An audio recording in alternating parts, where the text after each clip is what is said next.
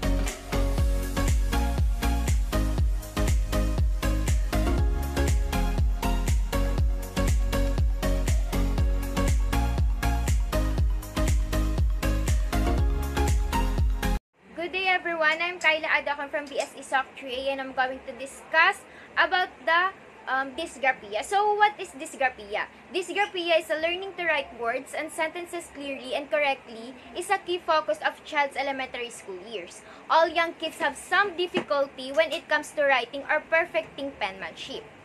But if your child's handwriting is consistently distorted or unclear, that may be caused by a learning disability called dysgraphia. This is a nervous system problem that affects the fine motor skills needed to write. It makes it hard for a child to do handwriting, tasks, and assignments. Health insurers and most doctors call this condition an impairment in written expressions. So what is the causes of dysgraphia? Scientists aren't sure why dysgraphia happens in children. In adults, it's sometimes related to a brain injury like a stroke. In kids, these learning disorders usually occurs along with other learning disabilities such as ADHD and dyslexia. So, this is the symptoms of dysgraphia. Kids with dysgraphia have unclear, irregular, or inconsistent handwriting, often with different slants, shapes, upper and lower case letters, and cursive and print styles. They also tend to write or copy things slowly.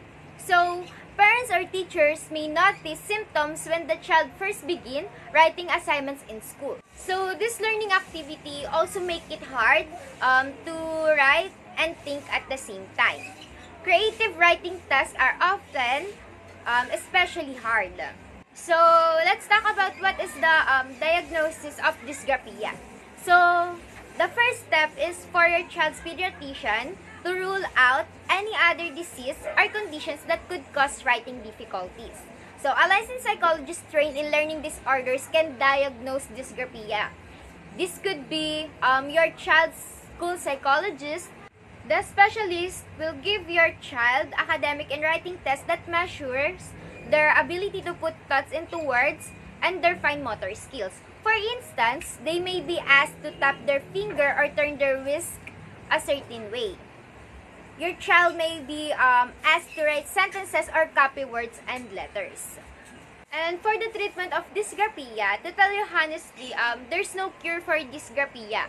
Treatment varies from child to child and depends on whether they have any other learning disabilities or health conditions.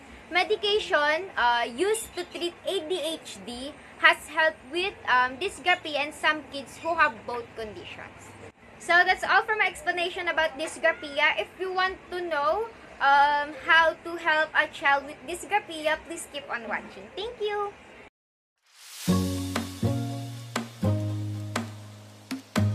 So yun, pag-usapan natin ngayon ang dyscalculia.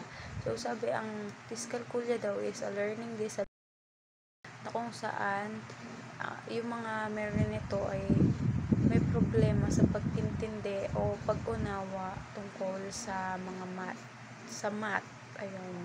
mathematics. Hirap silang mahirap silang umintindi at mag-process kung paano nila i-distribute ng ayos yung math. Saka, base na rin sa interview namin, sabi ni Ma'am Miranda, sa pagkakatanda ko, yung handle niya daw na may dyscalculia is yung tingin niya sa mga numbers is paling-paling, kaya gumagamit siya ng mirror para ipabasa sa mga estudyante niya para mas mapadali yung pagtuturo niya ng math. Yun, saka yung isa pa, yung may isa din daw siyang encounter na estudyante na mayroong dyscalculia kung saan yung pagbibilang niya is sobrang mali daw or hindi talaga ayos. Kaya ang ginagawa niya, imbis na gumamit siya ng numbers, gumagamit siya ng mga bagay o halimbawa, mga apple, mga prutas na lang, mga prutas o kahit anong bagay na pwede niyang ipabilang sa mga estudyante niya para kahit paano ma-enhance nila yung math skills nila.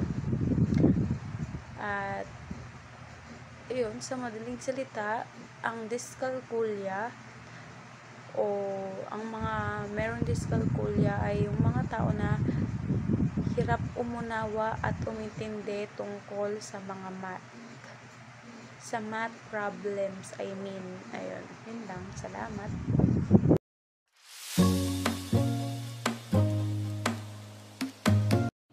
How to teach a child with reading disabilities? First of all, you have to determine if an assessment or diagnostic muna to tell the level of the reading level of the child. So you have to check, spot the difficulties that the child has. First of all, syempre, start mo sa alphabet. Meron siyang full recognition of the alphabet. Kung if he or she can give the sound correctly of each letter, if she can identify vowels against consonants. And then, once mo siya pagkasahin, first of all, syllables lang muna, and then basic CBC. Okay, so usually yung the child with a reading disability meron difficulty in recognizing letters and has difficulty giving the sound and reading kahit na CBC lang with basic na 3-letter hirap siya. Okay, what more? Siyempre yung comprehension. Kumbaga, it is a miss. Kumbaga, yung mga simple lang, hindi niya pa rin. Maybe nababasa niya, pero yung comprehension, mababa.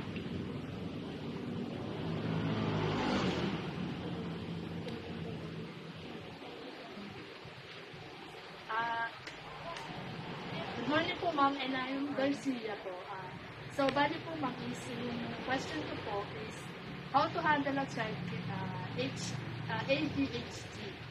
Okay, kasi yung ADHD, sometimes hindi mo yan agad-agad maninotice kasi natural lang sa mga bata, di ba, yung malikot, maharot, magulo.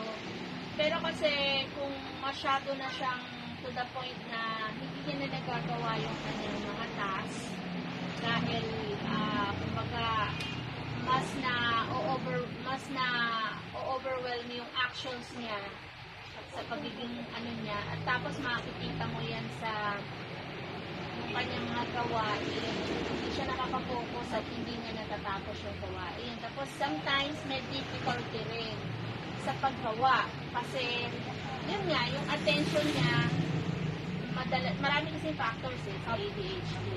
So kapag ang bata may ADHD, for my experience, kailangan yun iaano mo siya, hindi siya pwedeng nakasama sa iba. Kailangan hindi naman isolate. Ibig sabihin, you should give him ample time para lang sa kanya. Okay? Tapos, once in a while or every now and then, ipukol mo ang attention niya kasi kailangan mo siya para i-relax muna. Bago mo siya makuhanan ng magandang resulta sa nagagawa mo sa kanya. Tapos, palaging, sige, bigyan mo siya ng break. Kasi talagang, hindi siya talaga makikirmi. Okay? Okay? At sa pambanda, marami ka rin dapat ibigay sa kanya para yung energy niya, mailagay niya doon sa bata. Maraming salamat po. What are the strategy of teacher in handling special children? Based from my experience naman kasi I'm not really a sped teacher pero marami na ako na-handle na bata na mayroong special needs. Siyempre depende yon kung ano yung kanyang need. So kung merong mga problema sa pagbabasa, bibigyan mo yan ng mga reading drills. Kumbaga parang merong time aside from the regular time na pag-aaral. May time dapat na siya lang, tututukan mo siya, magbabasahin mo. And then, yun namang mga mahihina sa math, kasi meron din yun sa SPED, merong mahina sa reading, meron din yung tinatawag na dyscalculia. Yun naman, hirap sa math, talagang ayaw na ayaw nila ng math. So, yung mga ganon, you have to find mga ibang paraan, techniques of solving, hindi yung ordinary, kailangan hanap ka na ibang way kasi parang iba yung pag-iisip nila kung paano yung masosolve. So yung mga ganong bata, hindi sila ordinary. Na kapag nagturo ka sa board ganito ganyan, iba yung dating sa kanila. So you have to find another way, kasi kung minsan, di ba, formula, sila, hindi sila nag-a-adhere sa ganon. They have another way of thinking. Yun ang hahanapin mo yun yung paraan para sa kanila. Para sila makasabay sa ito. Yun.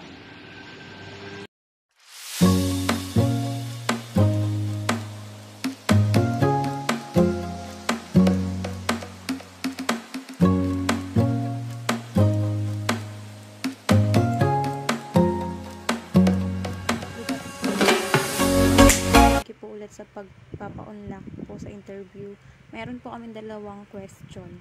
Autism, ASD. Autism ang handle ko talaga. And before, I was ordinary teacher.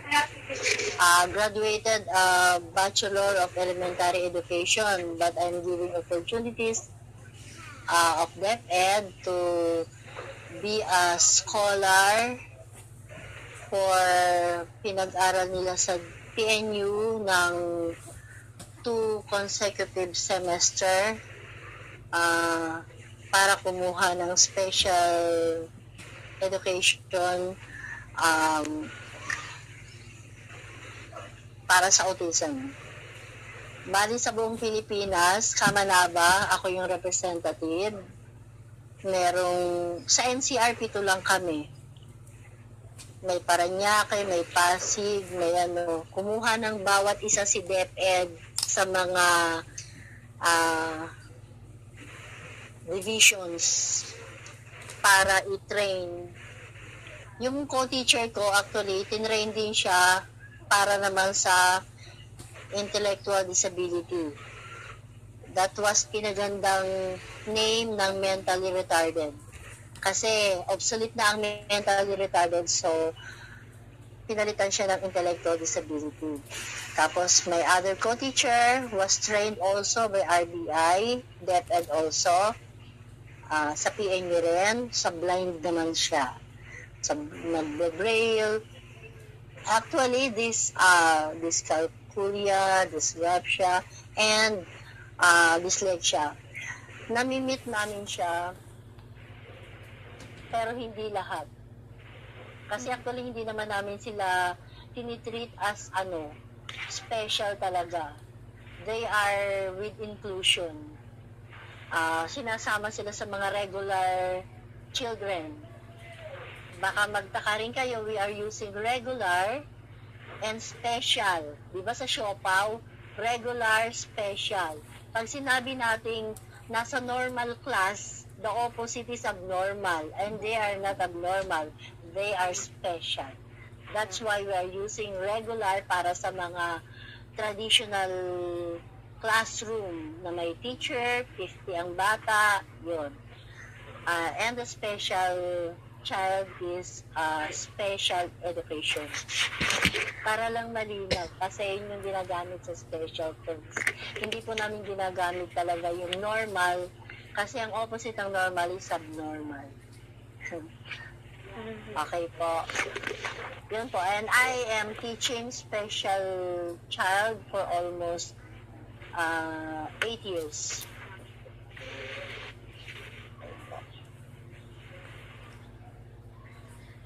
First question po. Good Sino afternoon po ang po, magtatanong? ma'am. Mga madam. Ma'am, good afternoon po. Naririnig Good po. afternoon po. Bali, ako po nga pala si Garcia po. Opo. So, yung tanong po, ma'am, is how to teach a special child with dyslexia, dysgraphia, and dyscalculia po. Narinig. Okay. Opo. Isa-isahin po muna natin, ha? Sige po. Opo. Opo. Narinig ko po. How to teach children with dyslexia, dyscalculia, and dysgraphia. Opo. Actually, may pagkakapareho naman sila, but dyslexia is much different from the two. Kasi ang dyslexia, iba siya. Dyslexia is, napapansin nyo, hindi lang alam ng mga ordinaryong tao natin unless talaga pinag-aralan mo na once na nagsulat yung bata, baliktad. Yun ang dyslexia. Baliktad siya. May difficulty siya in writing, may difficulty siya in seeing. Actually, yung mga sense organ nila is may difficulty in terms of understanding para sa mga mabasa. Nahihirapan silang turuan. Nahihirapan ang mga ordinary teachers na turuan sila kung paano magbasa, lalo na pag hindi ka diagnose or hindi alam na ikaw ay may dyslexia. Kaya importante po talaga, hindi po nakikita to sa newborn screening. Hindi po siya nakikita. Siya po ay lumalabas na pagka nag-aaral na yung bata, nalalaman mo na lang pag tinuturuan mo, bakit ba to baliktad magsulat? Bakit ba to hindi to maano? Ganon, magtataka ka na lang. Not knowing that this child is meron na pala siyang dyslexia. Yung pagtingin niya sa letters po ay iba. Iba ang vision niya, iba din ang writing niya.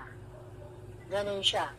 So, ang number one na dapat gawin ng isang SPED teacher or special education teacher is actually, hindi muna yung gagawin niya. Yun munang teacher. Ang qualities dapat ng teacher ay bakit ka ba naging special education teacher? Is it for money? Kasi mas mataas sa regular teacher ang sahod ni teacher. Katumbas siya, ang special education 1 is katumbas ng head teacher.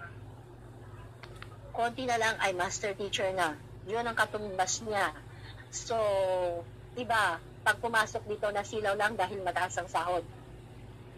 But definitely, that was not the first criteria for you become a special education teacher. Because kahit na hindi ka ganun katalino, kahit na hindi ka, kung may advocacy ka, kung may pagmamahal ka sa mga special child, pwede ka po. Yun po. Kaya ang masasabi ko, ang first na dapat na ginagawa ni teacher para maturuan ang batang may dyslexia, or not dyslexia only, sa lahat ng special child, is motivation, love. Yan muna yung put into your heart teaching as advocacy. Hindi yung, trabaho ko lang to eh. Kasi pag nandoon sila sa puso mo, lahat gagawin mo. Ang strategy, malalaman mo na lang sa'yo. Bakit? Kasi malalaman mo, depende sa bata. Kahit gaano ka pareho ng disability nila, parang dyslexia yan, may pagkakaiba pa rin. Pareho pa rin yan sa mga regular na bata, na kahit na tayo, we human beings, pare-pareho tayong teacher, we have different differences, individual differences. Sila, kahit na pare-pareho ng disabilities, meron silang iba't ibang difficulties. Ay, pare-parehong difficulties, pero may differences pa rin. May pagkakaiba pa rin. That's why teachers instead are using IEP, Individualized Education Plan. Di ba may lesson pa na ginagawa? Sa kanila po, individualized.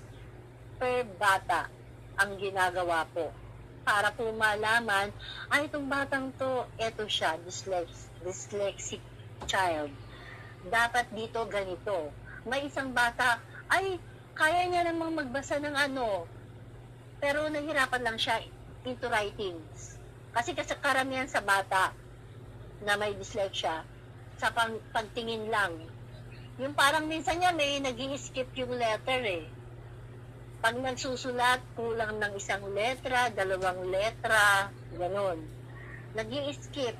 May difference nga kasi yung eye niya, yung sense organ niya sa eye, pati motors. So, the special education teacher must do some techniques para matutunan ng batang ito ang pagbabasa. Number 1 is gumagamit po sila ng mirror para pag tinignan nila, di ba, baliktad? Nababaliktad kasi yung words. Pagka words na, letter, ginagamitan nila ng ano, tapos knowing na sinasabayan ng bigkas ni teacher, halimbawa, this is your name, Prince, okay, Prince, that is Prince. Itatapat yung, isusulat yung Prince, and then itatapat yung, ano, tawag dito, mirror. Tatapat yung mirror. Para pagbasa niyan ganon, Prince. So, magiging, ano siya, ang mangyayari sa kanya, ma-overcome niya yung pagiging dyslexic niya. Masasanay na siya eh. Masasanay siya na, pabaliktad pala yun. Sanayan lang yan. Ganito pala pag binasa ko yun. Pero, you have to be careful kasi kailangan tuturuan mo rin siya nung right talaga. Kasi minsan ang sulat nila nanggagaling sa kanan, paganon eh. Paganon sila oh. May estudyante ang ganyan, paganon. Na, hindi yan. Dito tayo mag-start. No teacher dito.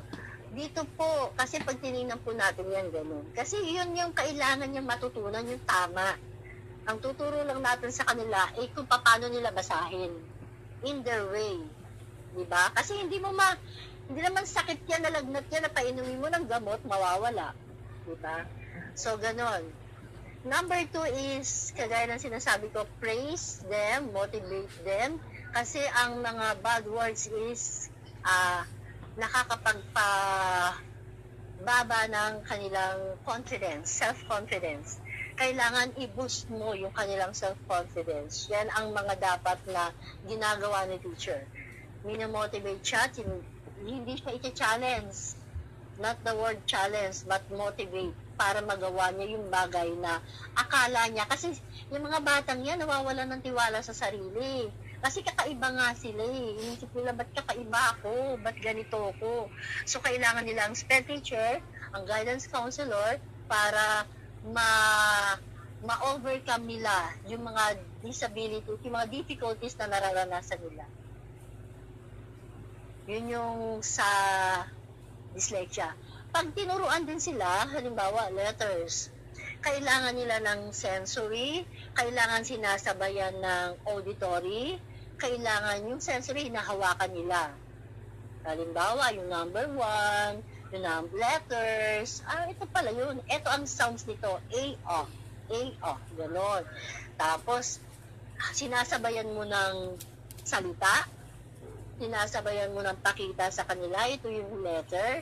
Tapos, yung actual na nakikita niya, tapos gagamit ka ng mirror para makita niya na ito yung A. Ito yung sa tingin ko na tama, ito yung sa tingin na hindi tama, na baliktad yung letter A. Ganun. Kasi minsan baliktad yung mga letters talaga nila eh, baliktad. Minsan pa nga parang may, depende sa bata kung ano yung pagkaka-diagnose sa kanila. That's why pediatrician sa San Lazaro Pediatric Department, kailangan talagang nagkakausap sila ng teacher para alam ni teacher na, ganito pala ang tingin niya sa letter. Alam ni teacher kung ano gagawin sa kanya. Kaya kailangan talagang may assessment sa amin. Tinatanggap namin, number of criteria is assessment, birth certificate, kasi yung assessment, doon kami nagbabase kung anong ituturo namin sa kanya. Dahil alam namin kung ano yung alam niya na. Nagkaka-communicate si doctor and si special children. Sumunod naman si dyscalculia. Ito yung mga batang may problema sa pag-aaral sa mathematics. Hate nila ang math, ayaw nila ng math, nahihirapan sila sa numbers, nahihirapan sila mag-add, nahihirapan sila mag-divide, mahirap sa kanila. Mahirap din sa kanila na magsulat, same with dyslexia. Kailangan sa kanila pagtiruan mo sila ng letter. Child na bumili, hindi na sinuklian, ang binili lang, isa lang ang binili, Fudgy bar lang, hindi na sinuklian. So, akala naman special, okay lang yun. Kasi yun yung katumbas ng pera niya. So, di ba, how important yung mga ganyang klase ngayon sa kanila. Kailangan din sa kanila na, pag tinuturuan mo sila ng math, mag-separate ka ng sheets, para dun sa, halimbawa, ako talaga, aside from using their hands, nagsusulat pa ako sa other sheets ng mga bilang. 1, 2, 3, 4, 5. Plus, ibig sabihin nung dagdagan. Ganon. Talagang pinaka-easiest way na matutunan nila. Para malab nila yung math, kailangan huwag silang matakot doon. Malaman lang nila na hindi naman to ganun kahirap, lalo na pag naiintindihan mo kung paano mo isosolve yung problem. Pero yung problem na yun, masosolve mo din, kailangan matutunan naman nila yung dysgraphia. Kung meron silang dysgraphia, ito ay ang difficulties in English naman siya. Sa dyscalculia, math, ito naman ay sa English. Pareho lang sila actually ng mga techniques na ginagamit, strategies. Kasi pareho lang din sila, they have difficulties in putting their ideas into writings. Hindi nila magawa na isulat yung mga nasa isip nila. More on talking. Kailangan pag sumagot siya, verbal. Kailangan pag sumagot siya, Pero, mabalik ako dun sa dyslexia, never mo siyang pakopopyahin sa blackboard. Bibigyan mo na lang siya ng, meron kang separate sheets, printouts, ididikit mo doon sa notebook niya para doon niya sa bahay gawin yung kanyang worksheets o yung kanyang assignments. Yung worksheets din niya as well as worksheets, ganun din ang gagawin po ni teacher. Mag-print out siya kasi nahihirapan nga silang magsulat. They have difficulties. Eto doon sa mga beginners, strategies ng mga beginners, kasi pag marunong na yan, depende sa teacher na lang kung anong strategy na gagawin niya. Pag ito ay marunong na. Siyempre, pag marunong na yan, kaya nang sumabay niyan. Diba? Never call them na sumagot si dyslexia. Kasi nagrarambol yung letter niya, lolokohin siya ng mga bata. Yung self-confidence siya ay bababa. Kaya wag siyang tatawagin ng Kabaliktara naman kay dyscalculia and dysgraphia. Tatawagin mo siya. More on magsasalita na lang siya kaysa sa magsulat siya. Ganun po ang mga sa kanila. Kailangan sensitive ka rin sa nararamdaman ng bata. Di ba kayo, kayo ay fourth year na ba kayo? Third year po. Matanong ko lang. Third year pa lang po. Education, ano? Opo. Education po? Opo. Hindi po. Ano pong course niyo? Eduk po. Social studies po. Social Ano nga, studies. Edu? Yun nga, Edu po ang course nyo. Ibig kong sabihin, kasi pagdating nyo ng 4th year, mag-i-intern kayo. Mag-i-internship kayo. Doon yung mamimit talaga yung mga bata. Nahaharap na kayo, hindi lang sa isang bata, kung sino man yung may anak na, hindi lang isang bata, may kapatid kayo, 2 bata, 3 bata, 50 ka bata yung haharapin nyo face to face with difficult, different individual differences. Maraming iba-ibang ugali dyan. Hindi nila nalalaman na dun sa 50 na yon meron palang nakahalong may special. Kasi merong wala sa muka. Hindi po nakikita sa mukha kung ikaw ay dyscalculia, hindi kagaya yan ng Down syndrome. Sila lang yung talagang natitrace sa newborn screening. Kaya may newborn screening, nalalaman ng mga doktor kung ikapaglaki, ay may Down syndrome tong batang to. Ang autism, ang other differences ng special a child is not cannot be seen in newborn screening. Hindi siya nakikita. Dyscalculia, mahahalo na lang siya dyan sa inyo, kaya be sensitive. Pagka meron kayong mga bata na na-handle, pag na-handle nyo sila na, ano ba itong batang to? Ako may na-handle ako, umiiyak. Pag nagsusulat na, hindi pa ako special education teacher nun. Ano ba naman to? Bakit maayong magsulat? Ganun. Yung pala kaya siya hindi nagsusulat. Hindi na maintindihan ko nung letter yun dahil yung letter, iba ang tingin niya. Alam niyo po ba na minsan may tingin sila na gumagalaw yung letter? Yan po ang tingin minsan ng dyslexia. Iba pa rin paningin nila kaysa sa atin. Kaya yan, mga dapat na yan na i-treat agad para magkaroon ng early intervention pag bata pa yung bata. Meron akong bata na yan, pinapalo ng tatay. Alala ko si Justin, pinapalo ni Lolo. Tapos pinahinto kasi nahihirapang magsulat yung bata. Pero pag salita, pagka ilaro mo yung reputation, magaling. Magaling Kaya lang yung tingin niya talaga pag magsulat siya ng mga letter, balik-baliktad. Ang number 6 niya, tagalit. Ang number 6 niya, hindi pag ganun, tagalito. Pabaliktad. Yun po. Meron pong naka-on ng mic. Naingay po. Yun.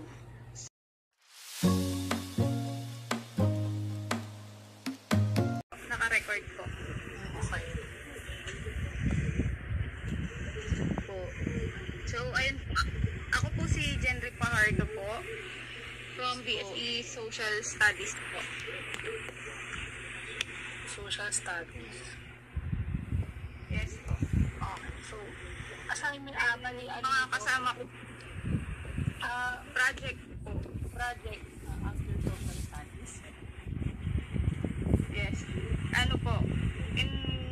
Para po sa course na inclusive po. Inclusive education po. Okay.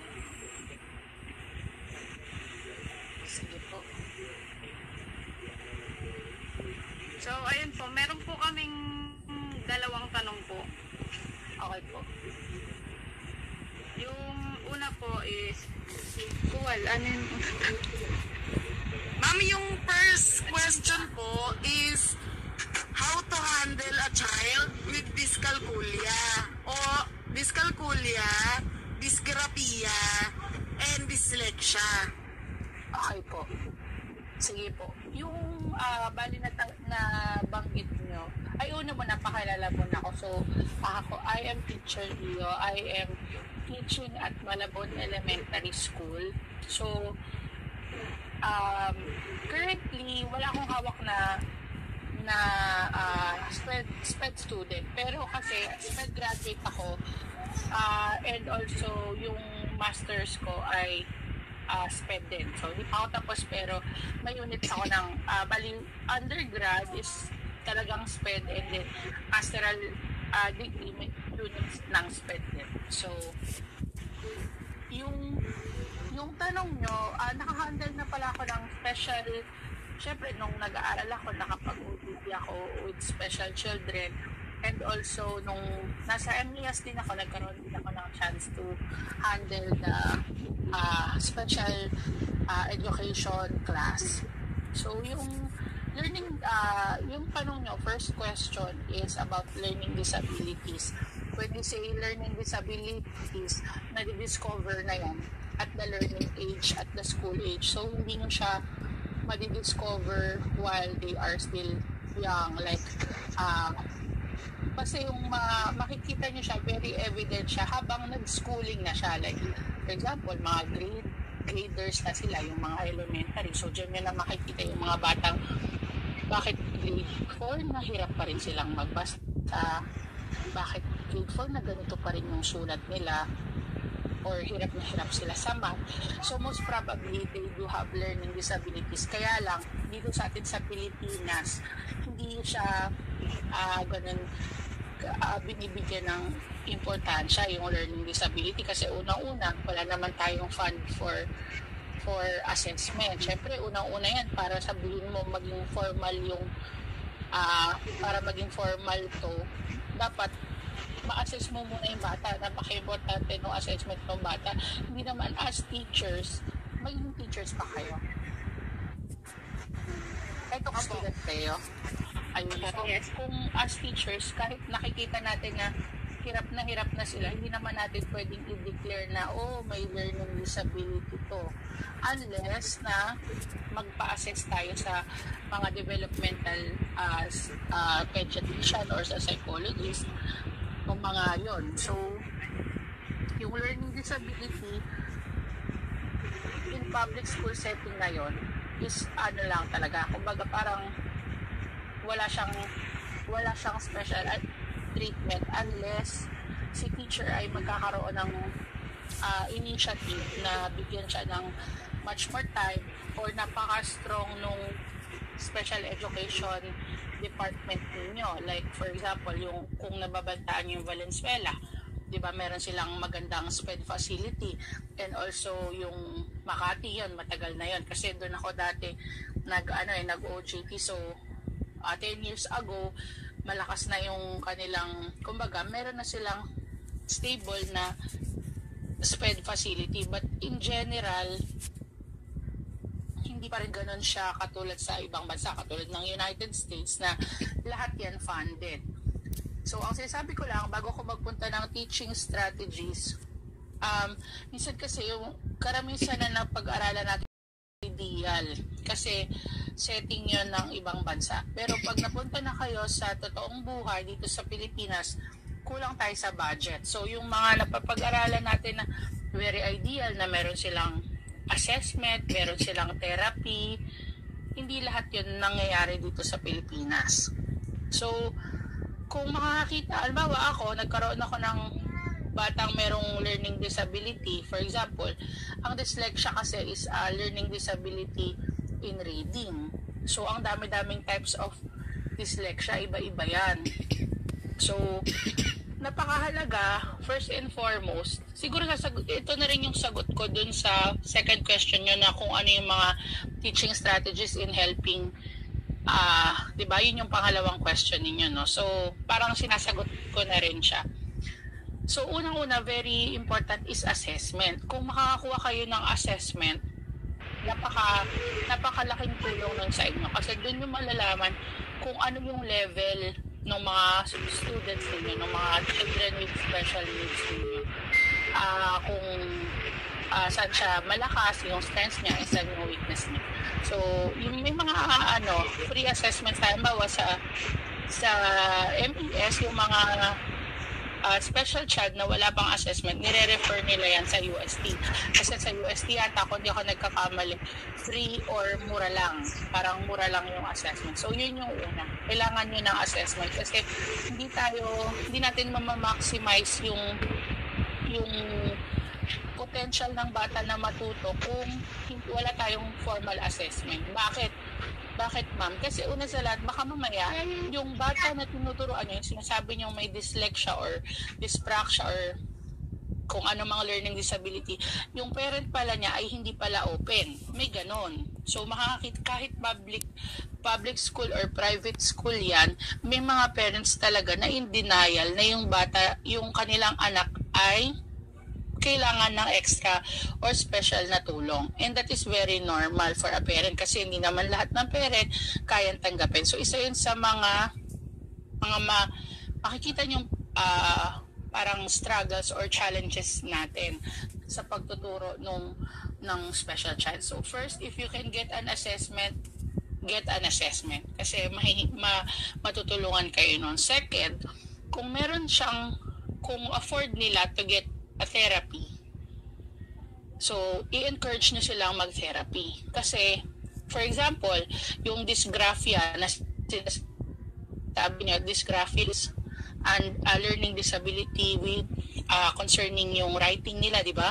Problem with letters, tama? So, yung therapy na nagdi-deal sa fine motor skills, even gross motor skills nila, which is occupational and physical therapy, will be of great help. So, malaking tulong yung magagawa ng mga therapy na yun sa bata. So, kung kaya ng parents, kung afford nila, and kung may alam kayong na mapagre-referan sa kanila na therapy, malaking tulong yan, lalo na sa mga teachers. Kasi yung mga matututunan nila na yun, madadala nila yun sa school. So, itutuloy-tuloy nyo na lang yun. So, yun. So, una muna assessment and then encourage them to have therapy. And then, so kung nasa school na, halimbawa, teacher na yung bahala. So, marami kayong strategies depende sa disability. So, kung read in general, sagutin ko muna siya in general. Practically speaking, nung nagkaroon ako ng mga bata na special child na halimbawa sama-sama sila, may assessment, merong may wala. So yung iba pag wala assessment hindi mo alam, wala kang idea. So sinabi lang na yung bata may autism, sinabi lang na yung bata may slow, pero minsan kasi hindi tama minsan diniagnose lang siya na gano'n, hindi pala ADHD lang pala. So may mga ganong assessment. So halimbawa sama-sama na sila niyan, wala tayo sa ideal setup na naka-group sila. So in a public school setting, kung doon kayo papunta, kung yun yung track na nyo, and nasa school kayo na hindi ganun kalakas or ka-strong yung special education, wala kayong choice. Magsasama-sama talaga sila sa isang lugar. So, the first thing na pwede kong i-advise sa inyo na strategy is to focus on the behavioral. So, turuan nyo muna sila ng mga behavioral kasi hindi lahat ng bata pag nasa school na sila, hindi pa sila sanay doon sa mga bagay na meron dyan bigla-biglang tatayo. You establish routines. So, kailangan nyo munang maayos yung behavioral side ng disability bago yung cognitive. Diba? Kahit naman sa normal na bata hindi mo matuturuan yung isang bata kung hindi siya nakafocus, kung ang gulo-gulo niya, di ba? So, ganun din sa SPED. Kapag hindi niyo sila napaupo, or hindi niyo sila sinanay na kailangan nilang umupo ng medyo matagal, kailangan nilang makinig, at kailangan nilang magbasa, no? Matagal lang talaga. So, kung kasi yung experience ko after siguro 2 years, puro boys sila na halo-halong may autism, merong yung what do you call this, may yung slow, ano ba tawag sa disability na yan, may bago ng tawag dun So yung ganon, so sama-sama sila, so ang gulo-gulo nila mga boys talaga. So minsan nagme-meltdown yung isa hindi makapag-express ng sarili, no? So it's important that you establish routines. Napaka-importante nun. Kasi doon ma-develop yung behavior nila kapag nasa school na sila, kapag makikita ka na nila, kailangan ko pala mag-behave, ay kailangan ko pala umupo, kailangan ko pala, hindi pala ako dapat kung saan nagpupunta. Kasi talagang ganun ang gagawin nun. Wala yung mga nababasa natin, wait lang sorry, yung anak ko maingay. So, ganun talaga yung mangyayari din sa mga students ninyo na wala pa silang background or hindi pa sila naturuan ng mga behavioral, yung tamang pag-behave sa isang lugar.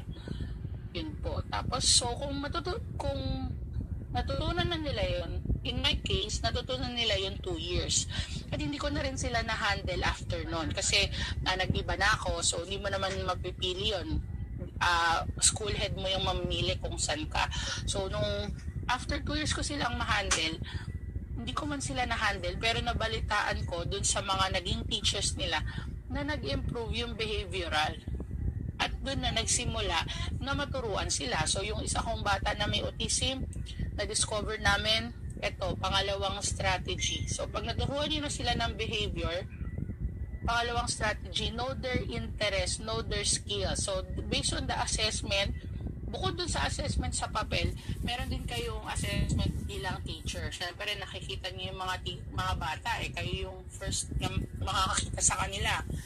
So, ano ba yung kanilang strengths? Ano yung weaknesses nila? Ano yung mga interest nila? So, meron akong isang bata, autism siya, meron siyang, interested siya sa music.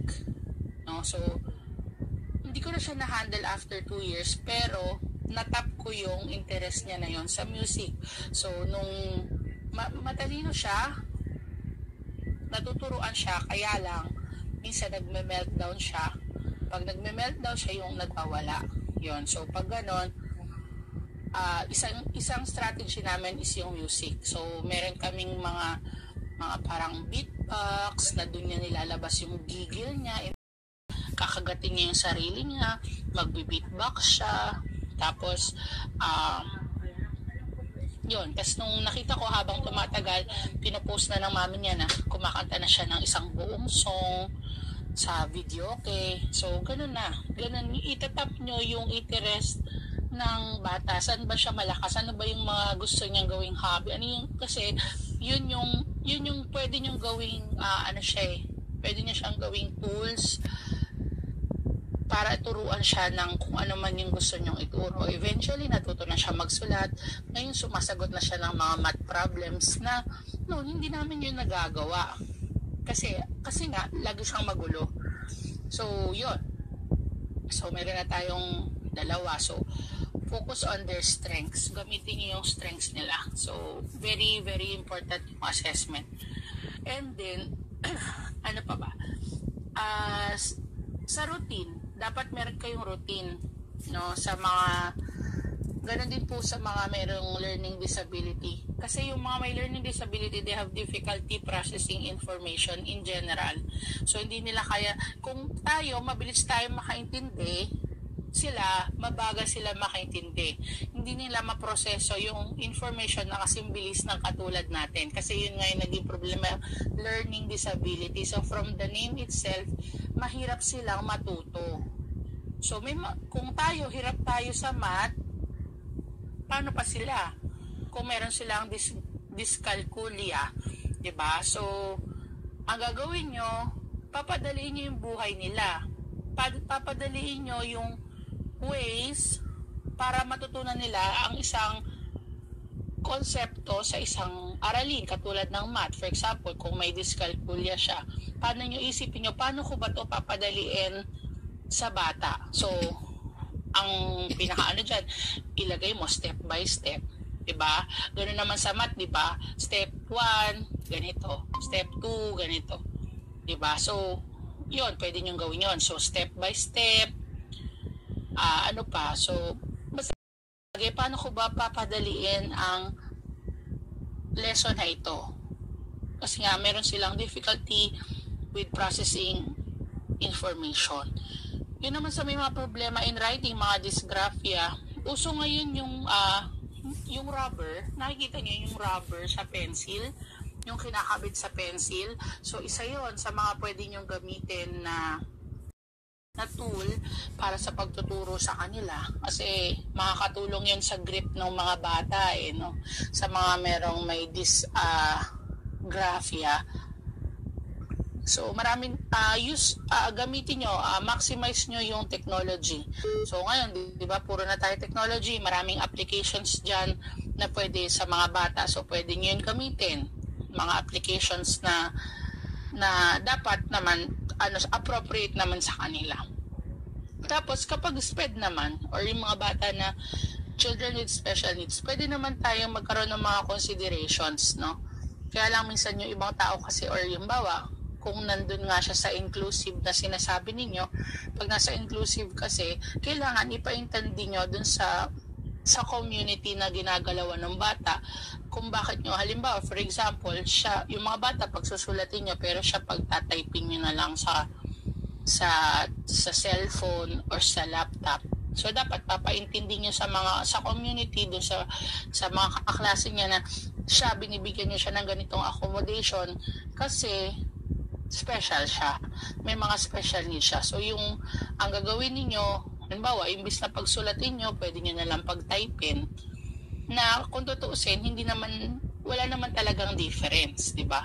Pareho lang naman niyang ina-identify yung mga letters. Kaya lang, kasi sa iba, baka mamaya, ang intindi nila doon ay nagbibigay ka ng parang meron kang favorite. So, dapat ipaintindi mo rin sa community. So, yun, isang strategy yun, na bibigyan mo siya ng mga accommodations tulad ng instead of writing, magta-type na lang siya. Yung kapag hindi lang to sa learning disabilities, kundi sa lahat naman ng disabilities. Yung sabi ko nga sa inyo, yung madali sa atin, mahirap sa kanila, or yung mahirap sa atin, di lalo pang mas mahirap sa kanila. So, you give them extra time. So, SPED naman kasi hindi naman tayo nagmamadali. Katulad dun sa regular, halimbawa tayo, nasa regular tayo, hinahabol natin, di ba? Kailangan matutunan natin to in a span of a quarter, dapat. Sa SPED, hindi naman siya ganun, no? So, kung hindi nyo ito matutunan, gawin mo lahat ng paraan para matutunan niya yun. Hindi nyo kailangang habulin yung katulad dun sa regular. So, kung uulit siya, may chance talaga na uulit talaga siya. So, dapat sinasabi yun sa parent. So, yun. So, sa mga may mga problema sa, mga learning difficulties, pwede nyo silang ilapit sa inyo.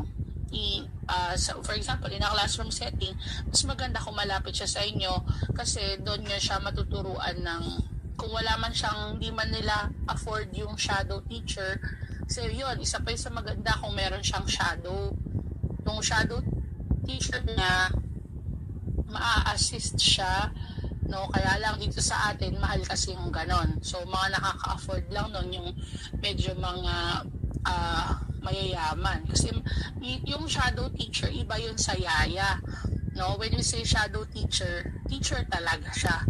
Kasi ang ginagawa ng shadow teacher, pinapadali niya yung ginagawa ni regular teacher. For example, binigyan kita ng 1 to 5. Si shadow teacher, pwede niyang gawin yun ng 1 to 3, pero mas madali pa. Parang ganun ang ginagawa ng isang shadow teacher.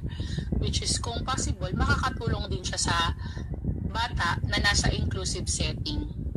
Pag sinabi kasi natin inclusive setting, kasama niya na yung mga regular na bata. So, ganun yung inclusion So, pag nasa inclusion kasi, ibig sabihin parang kaya niya na. Ganun yun. Ibig sabihin, pag nilagay mo siya sa isang inclusive setting, ibig sabihin, kaya niya na makihalubilo sa iba. Diba? Kasi may iba't iba naman tayong set. Meron tayong mainstream, yung mga pinupull out. Diba? So, yun. Ano pa? So, yun, medyo marami-rami na rin yun. Meron pa ba kailangan ba specific per learning disability? Kahit hindi naman po. Ayun. So, pwede, actually, lang, kasi pag specific, medyo ano na yan talaga eh. Parang sobrang technical na niya. Kaya pag, basta, tatandaan nyo, kung special education teacher kayo, or kahit regular teacher kayo, tapos makahanap kayo, bigyan nyo sila ng paraan na magiging pareho yung, halimbawa, di ba meron tayong objective, di ba, may objective tayo, parang yun nangyayari ngayon sa atin sa school, no? Sa performance base, kung napapakinggan siya or naririnig nyo siya, di ba, parang meron kayong isang objective, pero depende sa bata kung ano yung gusto niyang way na ipakita yung natutunan niya. Kung gusto niya ba sumayaw, kung gusto niya ba kumanta, kung gusto niya bang mag-drawing, gusto niya bang gumawa ng tula, as long as na-achieve niya yung objective niya na yun. So, ganun siya sa SPED. So, ganun yun sa SPED. It doesn't matter kung ano ways, no? Kasi tayo mga generation natin, traditional tayo. Kasi nasanay tayo sa mga teacher natin na, ganito ang gagawin. But then, pag sa SPED or kahit naman sa regular, ginagawa na to ngayon, no? Yung way to show how you learn, especially through performance, doon nila na-express yung parang way of learning nila. Paano ba nila natutunan yung mga bagay-bagay? Same objective lang din naman. So, di ba, halimbawa, yung special student nyo, yung may learning disability, hindi siya yung dyslexic, may problema sa letter, pero kayang mag-drawing. So, yung mga ganong adjustment, pwede natin gawin yun sa mga special child. So, yun. Baka may questions kayo, pwede ko kayong try natin i-answer. Okay na po, ma'am. Ayun lang po. Yun lang? Rock naman. Pero masabi.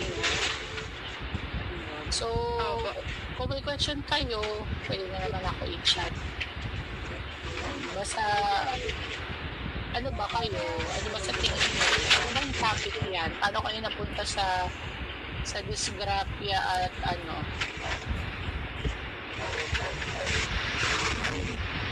Parang assignment lang, ganun. Project po, ma'am. Project. Apo. Yun. O sana nakatulong ako sa project nyo kung meron ako hindi. Kasi ako, kung magsasabi ako ng particular na strategy, kasi parang job na yun ni teacher talaga after mong makita lahat after mo siya ma-assess. So, kasi mga specific teaching strategy, like for example, spelling, paano mo gagawin, i-adjust yung spelling according, katulad ba pagbibigay mo ng spelling sa regular, o mga bata, spell ganito, ganun din ba yung gagawin mo sa kanya? Siyempre, minsan maisip mo, ibahin ko kaya, no? So, may mga ganong strategy depende, no? So, depende sa inyo kung ano yung gagamitin nyo na sa tingin nyo pinaka-appropriate dun sa bata. Hindi naman porke, halimbawa ako, may dyslexia ako, tapos yung isa may dyslexia rin, hindi naman kami pareho ng kailangan. Hindi porke pareho kami na dyslexic, pareho na kami ng kailangan. Iba pa din yan. Baka mamaya, meron akong alam na hindi niya pa alam, or siya may alam na siya na hindi ko rin alam. So, depende pa rin yan sa pangangailangan ng mga estudyante. So, doon pumapasok yung tinatawag nating individualize. Kaya siya nagiging individualize kasi hindi pwedeng parehas yan kahit parehas sila ng disability, hindi sila parehas ng level. So, yun. Sana nakatulong ako sa inyo. Maraming salamat. Good luck sa inyo. Thank you po, ma'am. Yes, thank you. Good luck. See you sa ba kayo? Papublic ba kayo? Pag papublic kayo sa Malabon, magkikita tayo. Thank you po ulit, ma'am. Thank you po ulit, ma'am. Ingat kayo Ingat kayo. Bye-bye. Thank you po.